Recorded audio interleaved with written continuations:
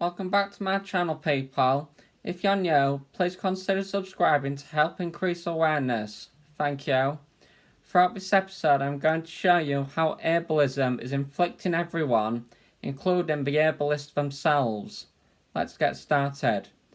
To begin with, let's establish what ableism is.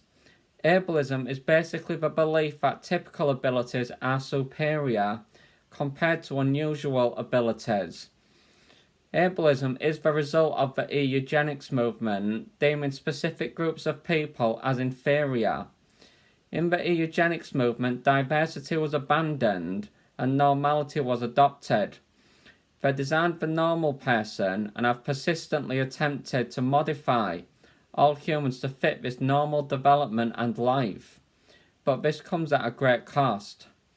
We need to look at the way the neurotypical world and how this neurotypical world functions. If the neurotypical way of doing things is superior, why are health disorders continually on the rise, regardless of all the medical advancements we are making? Overall, the actual truth is everyone is neither able nor disabled. It's a dichotomy. Disability is the result of the social settings of the neurotypical social world.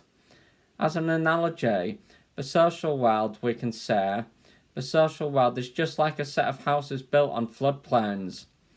The houses get flooded again and again because we live in a dysfunctional society based on flawed systems. It is not built on stable systems, but it's built upon flawed systems. And who functions in a dysfunctional society? I would say you must be dysfunctional to function in a dysfunctional society. So those who can function are the dysfunctional people. So the truth is, autistic people who can't so-called function in a dysfunctional society, it's because they are actually the functional ones. Normal people who have not awakened from the norm are dysfunctional. The neurotypical world is just like the Matrix, a world you are programmed into and haven't been freed from yet. Normality is an artificial design, just like the Matrix. Those who have abandoned normality have been freed. The reason people are disabled is because they are not part of this social matrix. They don't suit the artificial settings of normality. It could be said most humans today, by biostatistics, are actually AI. But artificial intelligence already owns this world. Now on to how ableism is stabbing everyone in the back.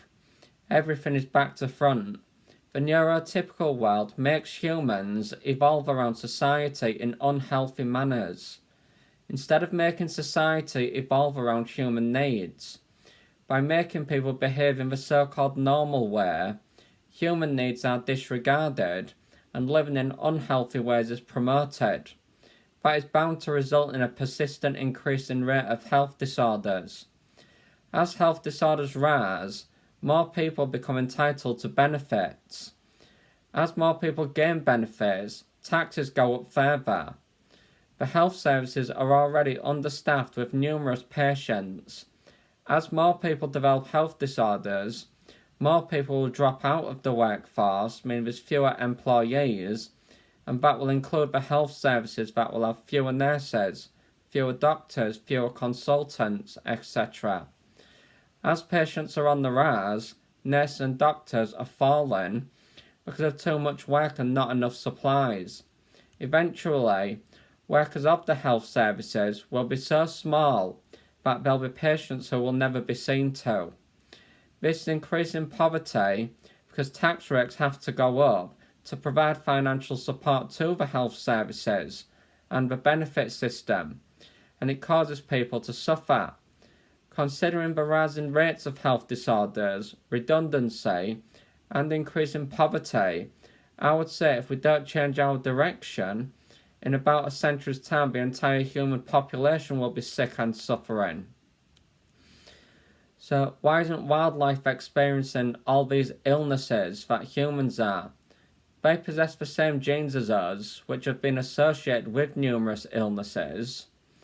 But, as I said, we live in a dysfunctional society that disregards human needs for the sake of normalcy. Humans are treating life as if it's some kind of prescription procedure. Like some people on medication have tables on to remind them when to consume their medication. Wildlife has not standardized life as if it's a prescription. Wildlife seems to be more mature than humans when it comes to solving their problems. If we think of a family of lions, for example, the father, the mother, and the cubs, the mother lion does not prescribe a date to let the cubs go. She lets them go when they are ready. But humans force their children out of natural development and into biostatistics by Francis Galton, Carl Pearson, and Ronald Fisher. Wildlife focuses more on their strengths and make their environment evolve around them. Like birds will use their strength to fly and build their nest in a tree to protect themselves from predators on the ground, and they evade predators instead of training themselves to fight predators. But humans seem to be doing the exact opposite. Rather than actually using our strengths, they modify and try to strengthen weaknesses, enhance weaknesses, to make us do things that we are not suitable to do, and that will result in health disorders. And then other animals are not basing their health on statistics, but that seems to be what humans are basing everything on, thinking everything can be defined with a set of numbers. The neurodiversity movement is a great opportunity to change direction and instead increase human health by making human diversity, including human needs, central. By not making normality the central stone, human needs are not disregarded. By not disregarding human needs for the sake of normalcy, health will be prioritised. If we accept human diversity, things like autism will not be seen as things in need of curing. That would spare us hundreds of billions of dollars, pounds, etc. every year. For nearly a century, they have been spending hundreds of billions on cures to just general diversity, such as trying to cure homosexuality, the entire LGBTQ community, trying to cure left-handedness by claiming it's a pathological disorder just because it didn't fit the social norm. They were ostracised again and again, those who were left-handed. So how much money has been wasted on searching for cures to diversity of those who don't fit the biostatistics by Francis Galton? For nearly a century now, they have been spending hundreds of billions. But those hundreds of billions could have been spent to reduce poverty, homelessness, redundancy, human suffering. It could have been used to gain more employees. The neurodiversity paradigm suggests that we make society evolve around humans, and that we don't just label something as a disorder just because it's less common. By doing so, when we make rules such as you must do 8 to 12-hour shifts for your salary, rather than forcing people to do that which is too much for them, causing health disorders and increasing taxes, we would assign them to what suits their needs. All the money spent trying to cure what doesn't need to be cured would make employers able to employ more employees, then people wouldn't have to do full 12-hour shifts. It would be able to go back down to about 8 hours.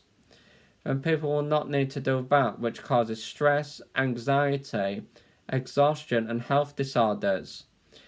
If we reverse the eugenics movement by the neurodiversity movement, poverty and redundancy would reduce. Understaffed organisations, including the health and emergency services, will be able to employ more workers. That would reduce health problems. It could help solve more criminal offences by having more police officers, by giving the emergency services more time, by employing more hands. All that wasted money on trying to cure human diversity would actually exceed the salary of all the emergency services put together, which is enough to give more workers a decent salary. rather than a wage reduction.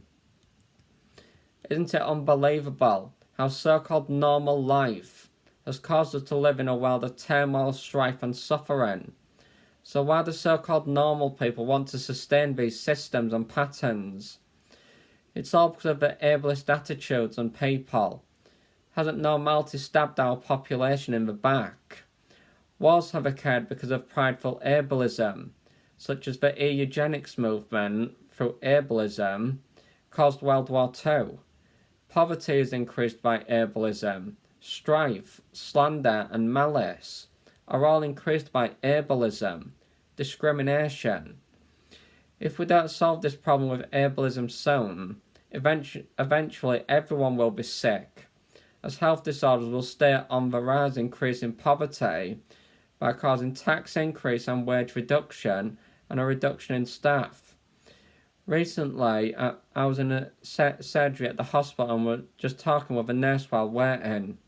And the nurse told me that today, they've only got half of the members of staff that they had 4 years ago. So within 4 years, how many people we have working for the health service has reduced by half. So they've lost half of their staff. They have not gained more staff. So if you do things the way you've always done them, you only get what you've already got. So keep doing things the normal way, and we are going to keep getting an increase in sickness, disease, mental illness and great poverty. I would say it is wrong to function in a society full of such systems that cause so much suffering, turmoil, strife and malice, poverty and discrimination. Clearly, social change is needed. I love not functioning in this world. It is so liberating having the will to just be who I am, and accept reality as it is, including the reality I have severe epilepsy. Everything comes and goes. You see things the way you choose to see them. I don't see my disabilities as bad, because I accept the reality that suffering isn't just part of life. Suffering is what makes the joyful parts of life so valuable. The joy we feel in our lives has little to nothing to do with the circumstances of our lives, but has everything to do with the focus of our lives. If you're being pessimistic all the time, focusing on the negative, all you're going to see is the negative. This is what goes on in the police services, for example. They're not out and about observing the good things that are going on, which is why they're under the impression that the world is just so bad these days, because they're only on the lookout for the bad. So if you're actually listening to me right now, I can safely assume you're on the internet. If you're on the internet, I can safely assume you've got a home. If you've got a home, you're not homeless. So I would say that's something to be grateful for, not something you should be pessimistic about. So I say we do need to make a change. If you've made it this far, thank you for listening. Please hit like, hit subscribe, and share the message that we do need to make changes. Otherwise, things are just going to stay the same, and the suffering is going to continue rising, including tax rates and financial crisis. Thank you.